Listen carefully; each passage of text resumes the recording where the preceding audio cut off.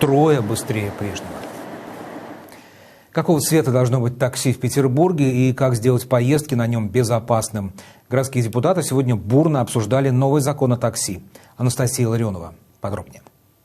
Федеральный закон о такси приняли еще в конце прошлого года. Он предписывает регионам написать свой документ, но в определенных рамках. Предложено 30 параметров. И вот петербургские депутаты представили проект. Разрабатывали, учитывая мнение профессионального сообщества. Будет вести 3 реестра. Реестр перевозчиков, реестр легкового такси и реестр агрегаторов. Но для чего это надо? Например, у нас сейчас выдано 26 тысяч разрешений на такси, это данные Комитета по транспорту. А компания Яндекс, например, заявляет, что у нее работает 50 тысяч таксистов. То есть куда подевались 24 тысячи человек? Эти реестры, по словам авторов законопроекта, позволят видеть перевозки в режиме онлайн. В базе данных будет фиксироваться, например, начало смены, ее конец, медицинский осмотр перед работой и так далее. Сведения эти будут у Комитета по транспорту.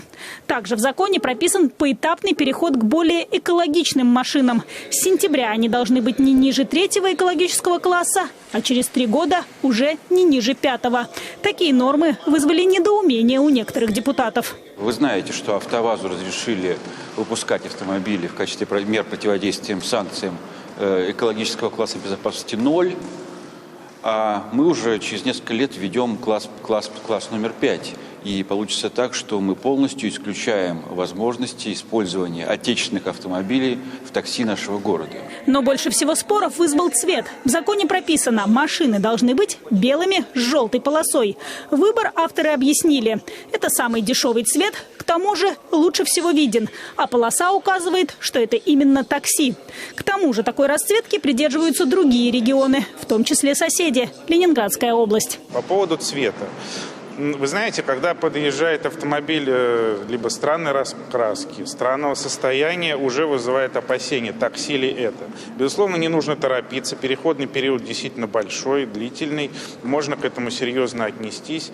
Поэтому это только начало пути по нормализации вообще взаимоотношений 3 категорий. Это, безусловно, пассажир, водитель и агрегатор. Также закон устанавливает обязательную тарификацию. Сейчас перевозчик на свое усмотрение может поднять стоимость поездки в час пик или во время дождя. Когда документ вступит в силу, такого быть не должно, обещают авторы. Отдельно пропишут работу такси на вокзалах и в аэропорту, так называемых зазывал, которые зачастую не